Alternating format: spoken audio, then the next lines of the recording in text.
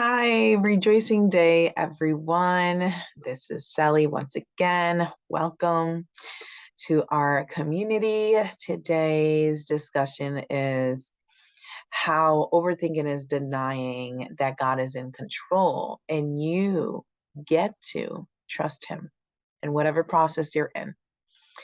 So, most recently, I came across a discussion about this, and someone had reached out and commented and said that, and I'll just read it and I'll like post it up right here. It says, I know God is in control, but the overthinking sometimes is like clockwork. I always see millions of possibilities of how things can go, and always mentally prepare for whichever possibility or outcome. So I wanted to dive deep and really really discuss this because we all experience this, especially normally in our walk in life, but most importantly it becomes evident when we're um, beginning, right, that transitioning into our walk in faith and purpose.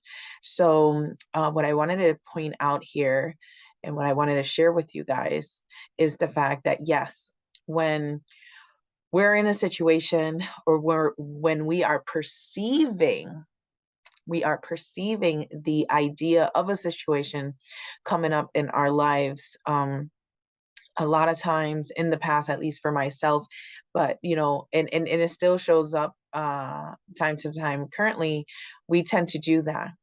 That's our tool in our little toolkit, is to really overthink and dive deep and really think about what are all the possibilities and how to manage all those possibilities, because some way along the line in life we truly believe that we can control that some way somehow we have the ultimate control as to the outcome.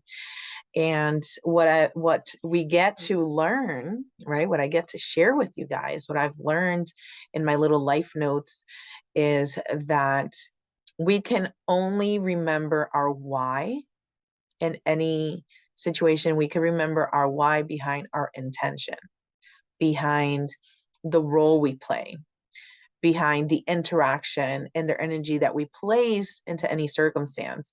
So, when in a difficult situation, which I like to call them possibilities, um, the newfound direction that I take is okay. So, first of all, when it first showed up and it's consuming me, and I feel overwhelmed, and I feel drained, and I feel numb, and I feel frustrated, and I feel anxious, and I feel stressed, right?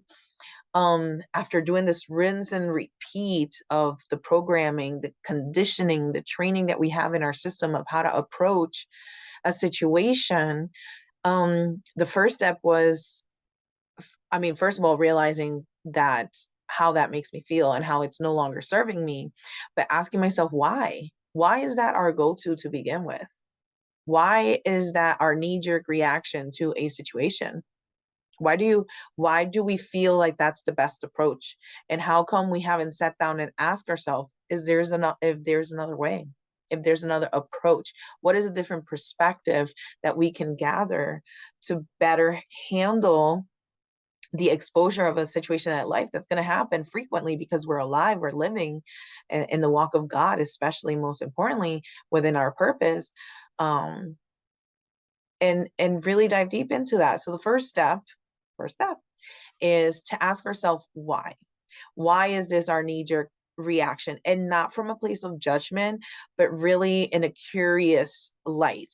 I'm curious, like, how come this is the way I react? And once you go down that path of asking yourself why, you come to realize, right, this, maybe you're not there yet, but for me personally, I will share that I came to realize that it was the programming that I received. It was the training. It was what I was told, educated, if you will, that this is the way to approach a situation through all the authority figures in my life as you grow up as a child, whether it's a parent, a relative, it could be the church, it could be the school, it could be society. It doesn't matter. The point is, somewhere along the line of life, that's what was programmed. And then as we grow, this gets heightened and it gets highlighted every time we approach a difficult situation. So now it feels more intense, right? It's like an elastic band. The more you pull, right, the more thin it gets, the more tense it gets. And that's exactly how it feels like.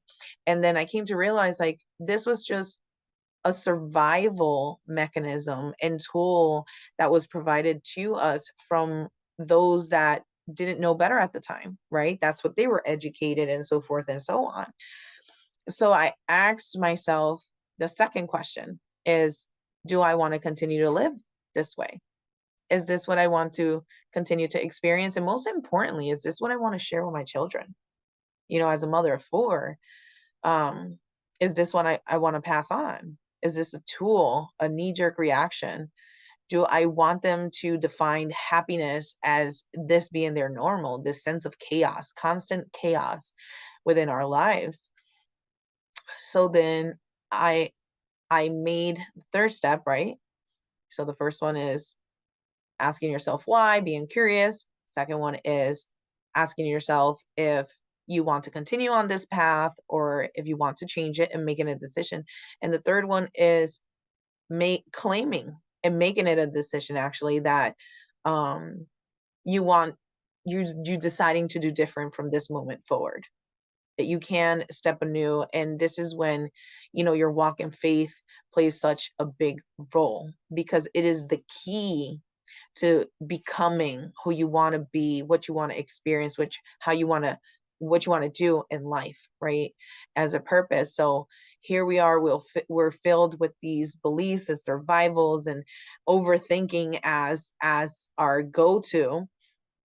So you can't just remove it with nothing. It needs to be replaced with something within ourselves, because we need a tool. We get to have a tool. And when we decide to walk in the path of faith, the way faith helps us is it gives us that.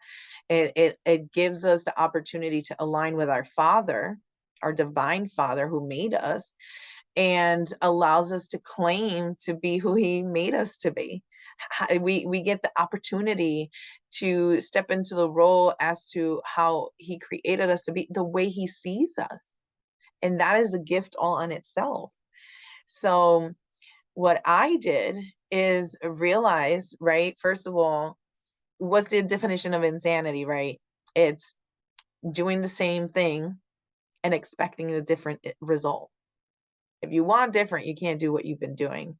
And what we've been doing this far is doing that knee-jerk reaction of what we've been trained, what we've been programmed, what we've witnessed through those we loved, because they didn't know any better. So we observe and we absorb and we become. But now that we understand, because we're connecting with our bodies, and we are the pioneers, we are the ones who can reflect what we're feeling. It is only your responsibility and no other, right? No one else can feel what you're feeling within your nervous system and your mental state and your emotional state, only you. So when you begin to read the promises laid over your life, when you begin to read how you're loved, how are you viewed, how are you just accepted and claimed, right, in the eyes of the Lord, and in the life as a child, we get to claim and we get to place those in our lives. So the key was the walk of faith was understanding. To see and claim is read the word, read the promises, read the word that is in the Bible, and starting to claim those new ones into my life. So when I did come in a situation where my overthinking mind wanted to kick in, instead of doing what I used to do, which is, oh my God, do, I remember to do nothing. Stay still and go to the Lord. Stay still in the presence of my Father, of my God, of the Almighty, right? And remember his word, his promises over my life, and then implementing that. And I'll give an example. So And most recently, again, I know I shared before, mother of four. I live in low subsidized housing. What happened was I was going through a renewal of my lease, and I had approached the management company over and over again via email, phone calls, and everything, and they kept telling me that they were going to get back to me. And a couple of months had passed, and the overthinking mind. And plus, I really like to be on top of things and be clear in communication. So what I did was I went to the main office, which is like, 30 minutes away from where I live, and I got a ride. I got over there, and I had printed out every single email communication that I had done, and I gave it to the office to, like, okay, can, it's been long enough, like, can I just please know what my recertification was? So then they said, oh, within 24 hours someone will get back to you to schedule an appointment. Instead, what happened was, mind you, I was on top of it. I got a phone call, and when I got this phone call, they tell me over the phone, no legal documents, no notification, nothing. They tell me, oh, you owe a balance of 4,000 and some change. And I go, like, what are you talking about? Like, you understand the circumstances, this and that. And they said, oh, they were claiming that I failed to put in some paperwork, and I had satisfied every documentation, as I was advised, them being the professional, and in this case. So then what happened was, um, I went in a spiral, because my knee jerk reaction was the overthinking mind. They're telling me I have 7 days. They're just telling me over the phone. I have no documentation, nothing.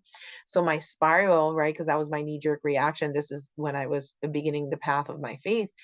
Um, there was no way, right? Because we're not meant to, um, we're not meant to spiritually, if you will, to carry that load. So because I was approaching it in a mentally way, right? Just like this comment that was given to me saying that they always mentally prepare for it when you're wanting to give control to God, but it's not mental, it's spiritual. When we're going through things, when you're feeling frustration, when you're feeling anger, when you're feeling anxious, when you're feeling stress, that's all in your spirit body, right? That's not the physical body. That's emotions and energies, and that's just how you're feeling in your spirit. So when you're going into the logical and overthinking mind, there's nothing for you to grab a hold of that gives you the sense of security and safety that you're looking for in that moment. So I went in this deep, deep, amazingly deep spiral. I started breaking down in the phone and just crying and pleading, and I couldn't compute, if you will, any possibility anywhere that I didn't have that kind of money. I had no means. There was no source of income. So it was very difficult, right? And I ended up the lady ended up hanging up the phone. So I'm in this spiral. I don't know what to do. I start thinking, because the mind takes over, the enemy, right? And I don't like to call it an enemy, but it's really a distraction, because enemy, it just sounds so, like in your face. And it doesn't allow you to see it for what it is, which is, it comes subtle. It comes really subtle. So it's a distraction. So the distraction shows up, which is, right, the sense of security with your home and all this stuff, plus financially not having the means. And you're being, so on top of it, so responsible, everything, like everything is organized, and everything. But the overthinking mind, there was no outlet. There was no, I couldn't see no feasible solution to that at the moment, because my emotions were erratic, my nervous system was out of it, my spirit was just not there. So then what I ended up doing is I ended up going to a parking lot. I couldn't even find my way back home. So I went to a parking lot, empty park, and I was there 3 hours on the phone with the crisis line, the unalive line, 1-800 unalive line. And I'm there just, and I have no family where I live. I live completely alone. I have no blood relatives where I live. It's just me and my 4 children, and obviously my God. And So there's like that support system of fam or someone you could go to. So here I am in this line, just feeling completely depleted, feeling like a failure, and again, this is all in your spirit, right? Your enemy, like that distraction, gave them the opportunity to creep into your life and feel like you're not a good enough mother, not a good enough provider, and like you're doing your absolute best, right? You're showing up and the best version of you, whether that meets someone else criteria view of the world, that's none of your business. But you know what you're doing in your life and for your children, and you're showing up in your best. And I'm there hour, I'm talking to this person, crying, everything. And I found my grounding, thankfully. And then I called my oldest son at the time. He's 23 now. So he was 22 then. So then I called him and he met me at the park, and I kind of told him the situation, and I was able to go home, and then thankfully I went into prayer and I gave it to God and I did nothing. And then the next day, that's when I woke up with this revelation, if you will, and go down to the court office and get informed. And I just found that courage because I went into prayer, because I went into faith, because I remembered to go into the word and the process promises over my life, right? Because what is it? I think it goes, because I'm still new to all this, right? That's why it's imperfect. This is imperfect, but we still get to walk through the restoration of our faith. So I remember, like, 10,000 may fall on a thousand and none shall come near you. Um, and I remembered that he's with me and none should come near me. And um, that gave me the strength in my spirit. It gave me the courage and the strength to know that it wasn't by my might or my will, but by his, right? By my father's. And that allowed me to go down, get informed, do a phone call. And then it allowed me to create a demand letter and just be very detailed as to how the situation happened. And that allowed me to gain a meeting with the manager. And I provided all the email communication, and it was realized that there was a gap, there was a crack and the communication where they failed to notify me of any additional documents until after a whole month after um when my lease was due. So therefore, how can it's impossible. I'm not a mind reader. That's your responsibility as the professional to advise. That's the role you play. So um I was able to get out of that. I was able to show up for myself and my children because I remembered to get out of my overthinking mind and walk into faith. If I would have not started my path with faith at that moment, I would have curled up in the ball. I would have gotten angry. I would have showed up to the office. I would have made a fool out of myself. I would have done a whole lot of nothing, but because I surrendered and I remembered that it wasn't based on my might, and I surrendered to the Lord and I went into prayer, he gave me the clarity to stay still, right? And see what needed to be seen at the moment and approach it a different way because, right, insanity, doing the same thing, expecting different result. Me emailing them would have been the same thing. And me showing up in that way would have been the same thing. Instead, I went around and created a demand letter, which now I'm showing up in authority because this is a community, this is an even exchange. So I'm claiming the authority of the role I play within this exchange. And that allowed me to get granted a meeting to sit down, provide my side of the circumstances, and therefore, the same day, they changed it, the balance from the 4,000 and some change to $89. And that's the grace. That was all God, that was all God. And I'm so grateful because he protected, he guided, and gave me the peace, not just, for the overthinking mind to realize that wasn't serving me. And I was able to get through for my children and get back to balance and get back to peace and get back to the understanding that he is my father. and he is overlooking, and whatever, there was no expectation to that. And whatever outcome, I understood that that's what needed. I prayed even before the meeting, and I said, whatever outcome, I understand it's your will and I accept it. And even after the meeting, I still went into prayer and reassuring that faith and working on that muscle, because it's kind of like when you're working out, you don't just work out one day and now you're ripped and you got muscles, right? No, faith is the same thing. It's a muscle, because now you're introducing a new way of being, a new set of values, a new set of tools, a new set of beliefs, right? A new you, because you're being born again. You're restoring who you once were. You're going back to your path of faith with your newborn spirit, if you will, because now he's with you, and you're building a relationship with with God. And you do that through the word, right? You flush out the old and you allow the new, and that you get to know and understand who you are first, right? I needed to recognize who I was first. What was I believing first?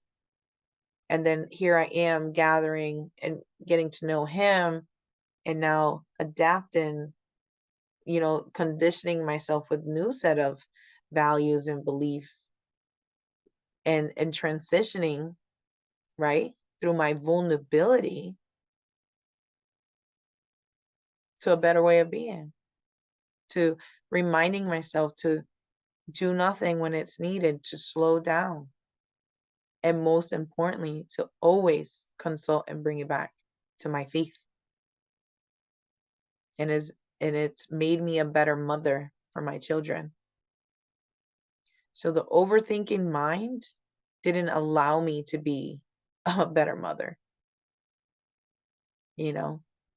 knowing the thousands of possibilities wasn't serving me, because at the end of the day, the only person that was feeling the results, right? What I was serving myself, what I was consuming through that overthinking, was just dosage of fear, anxiety, you know, of loss, comparison, victim mentality, instead of the victor that we all are in the eyes of the Lord, because he is our Father.